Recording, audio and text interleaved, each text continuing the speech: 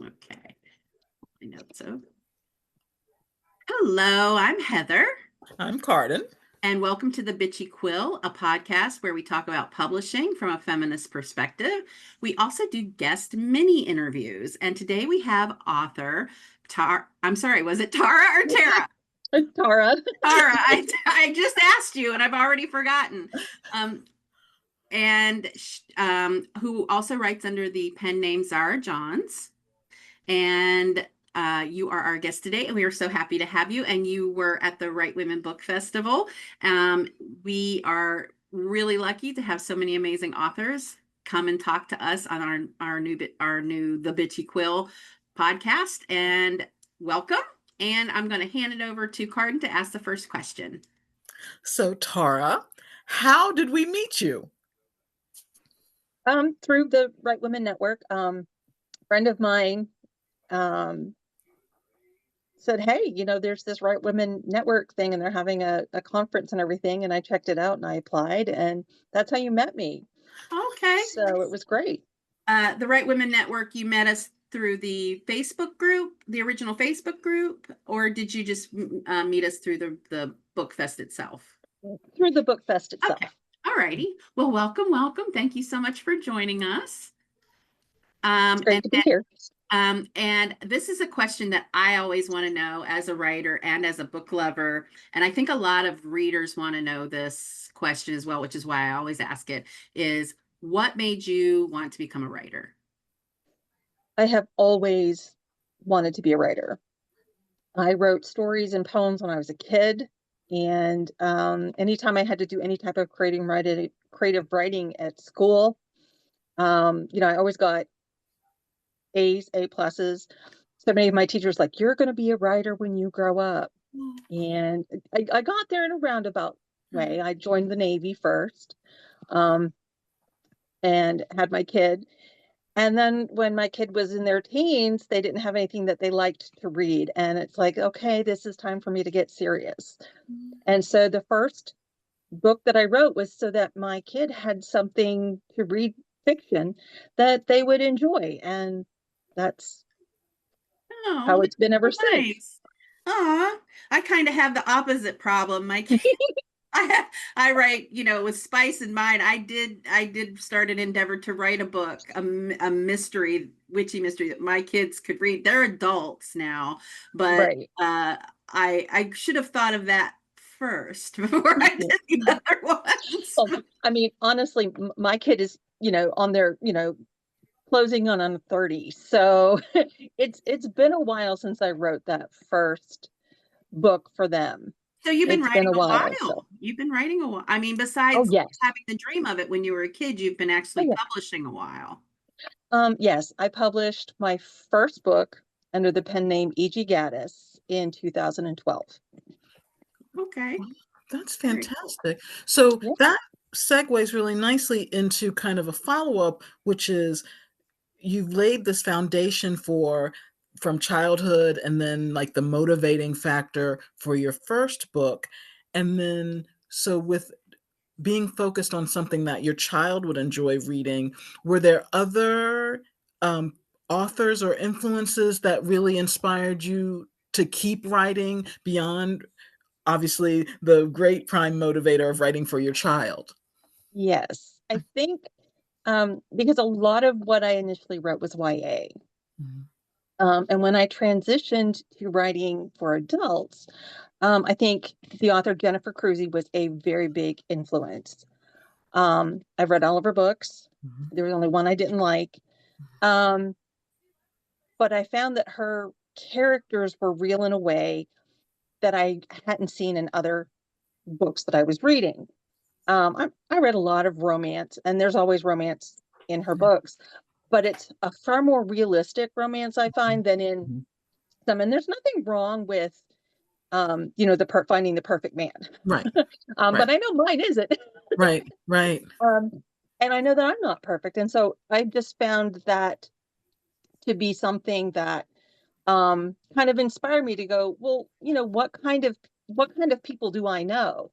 Yeah. And having served in the Navy, the military plays a big part in a lot of the stories that I tell. Yeah. And for the the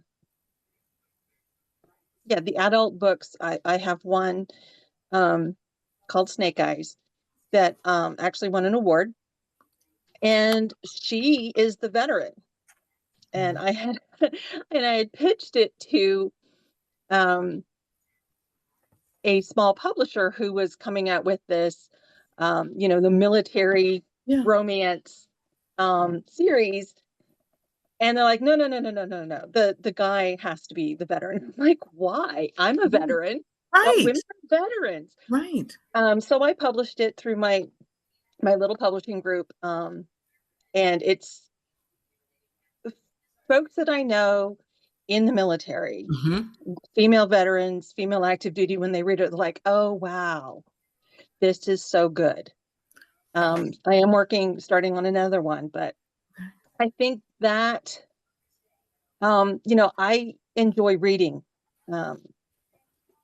about experiences in the military, but not there's a lot more to the military than just war and fighting. And I like that other parts too. Yeah. And so that's what's in a lot of my writing. And so I think I also write stuff that I would want to read. Yes. And I find if I leave it aside long enough and then I pick up the book, I'm like, wow, it's like I'm reading something new all over again. And do you also say to yourself, wow, that's really good? I'm like, yeah, I wrote this. Yeah. So, but yeah, that's. So based on that description, I'm adding Snake Eyes to my TBR. Okay. And from one Jennifer Cruzy lover to another, when you were talking about her writing, that really resonated with me, because what drew me in is I always am drawn into like families and communities, and and that the imperfections, like, because that feels realistic in the sense that you can love people and be annoyed by them. Yes. Yes. One of the most appreciated kudos that I got for some of my writing is that the parents are both alive in my YA books. Because there's so many of them where one or both of the parents, they're dead. And so this kid is out on their own. It's like, well, kids are out on their own at 15 anyway. Yeah. They're trying to make their way in the world, and parents are busy. They've got other stuff going on in their life. Yes. And so I thought that was I loved hearing that. It's like they enjoyed it because the parents were still alive. And the kids still go through stuff. It doesn't have to be this tragic thing. Right. They sometimes just have stuff going on. Right. So I love that you. Oh, I'm sorry. Go ahead. So I love that you're shaking things up a little bit, like the female vet instead of the male vet, and rather than the orphaned child, you've got a kid that's got both their parents, and there's still motivation in the story. So it's always good to see that variety. I think people seek that out sometimes when there's comfort in tropes, and there's comfort in knowing what's going to happen in a story. But there's no reason that you can't have variations on themes that highlight, these other things.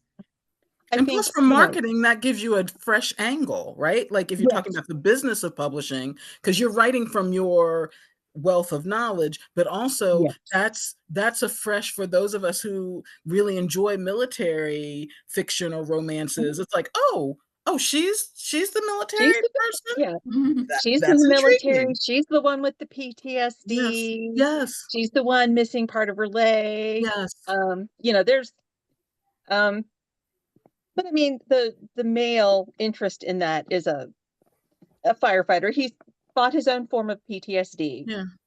And stuff. So I think, you can take those main tropes and still twist them a little bit. With so the dad's not dead. The dad's just, away on a carrier. Right. So he's not there. There's ways that kids actually experience their parents being gone that we can, it doesn't always have to be that, they're dead or their parents have divorced. Right. Oh, I love that. Yeah. I mean, every family has its you can have a workaholic mom that's not home a lot, and that has a big impact of think my kid put up with that for a little bit. So, So, what is your current project that you're working on?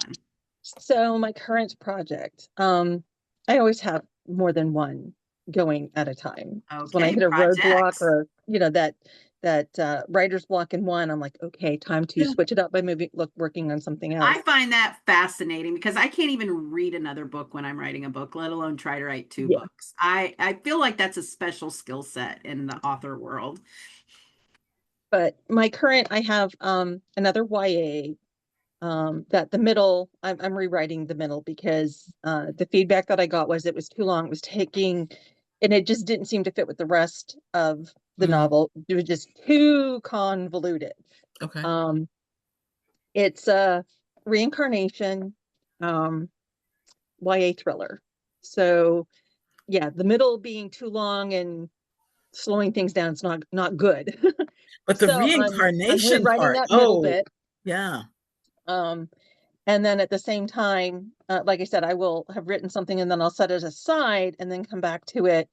Because I'm my first beta reader. And it was again for an adult. And I read it. I'm like, something's not working.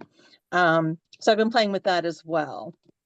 So those are the two main projects that I'm working on right now. One is I'm deep in it because again, I pulled it back out after I got some feedback from a couple of beta readers that I have, and they were just like, yeah, that middle's not working. So I'm having to rewrite that.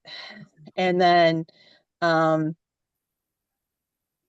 like I said, when I was like, I don't know how to fix it. So you move on to something else, hoping that something in another piece of work will go, and break something loose for you. So you're like fixing But this middle of this one book and you're working on another book as well. yeah. Okay. Yeah, it's not like I'm actively writing two books at the same time. It's like one was put aside and I started writing something else. And then when, I got some beta reader input for the YA, that was, hey, you got to fix this middle. I kind of dove back into that because I kind of I want that to, I'm excited for it to be out in the world. But if you got to fix it, you got to fix it. Right. And after that, like I said, going back to the adult one, I'm like, and I think I just have to make the main character a little bit older. Okay. Um, And so do you yeah, have some of the things these, just were are these not both sitting on YA? Are they which pen name are they? Are they under different pen names? So the YA will be Zahra Jons. Okay. And then adult contemporary I write as ZA Jons. Because Okay. I write horror under Tara Moeller, which is usually shorter. Okay. Short stories and whatnot. And I don't always write horror, but every so often I write something. I'm like, okay, yeah, that's horror. Okay. All right. So, All right. Oh, Cool. that's great. That's really great. Okay, so as we round out, you as an author, when you're thinking about the best ways that readers can support you, kind of what do you think are like your top three? How do you want people to support you? Beyond the obvious, like, hey, we're going to buy your books, we're going to read them, we're going to oh review yeah. them. But what other key things are you like, oh, I really wish my readers or my fans would do XYZ? Yes, anybody watching this, by the way, buying the books and reviewing the books is the number Yes. one way to help authors. Um, But beyond that, every author has their little faves of things that help right. them. Finding me on Instagram. Okay. It's Zahra Jons Author. And I'll put it in the And checking out Dream Punk Press, the small publisher that has published my stuff. Okay. They're small. They publish. It's a writers collective. Mm. So we kind of like self-publish with friends. So we read each Nice. other's stuff. We Nice. promote each other's stuff. Yeah. And one of the things that Dream Punk Press does is it what is it publishes two called? Can you say what is the Dream called? Dream Punk Press, DreamPunk Dream Press. Punk Press. Okay.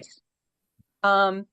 Is they publish two versions of every book, one in a traditional font and one that uses Open Dyslexic. Oh, Love it. And that includes the adult titles because dyslexia doesn't go away. Right. okay. Oh, that's So fantastic. that is something I Very do know, you know, some other publishers will publish with Arial font, but that has its own issues. Open Dyslexic is was specifically developed for those with dyslexia. Right. So they use that font. That is very cool. So I love and there's that. no difference in the prices. It costs the same. Right. Right. So if you are ordering a book, one of my books, and you go, why are there 2 listings for this title? That's why. And make sure that you read the description to make sure that you're purchasing the correct one. Okay, and it So would be great if you could send me that link. I will put it in I will. the description. And I think so. People follow Tara on Instagram to keep up with what she's working on, and Dream Punk Press, Yes. another good place to find her work.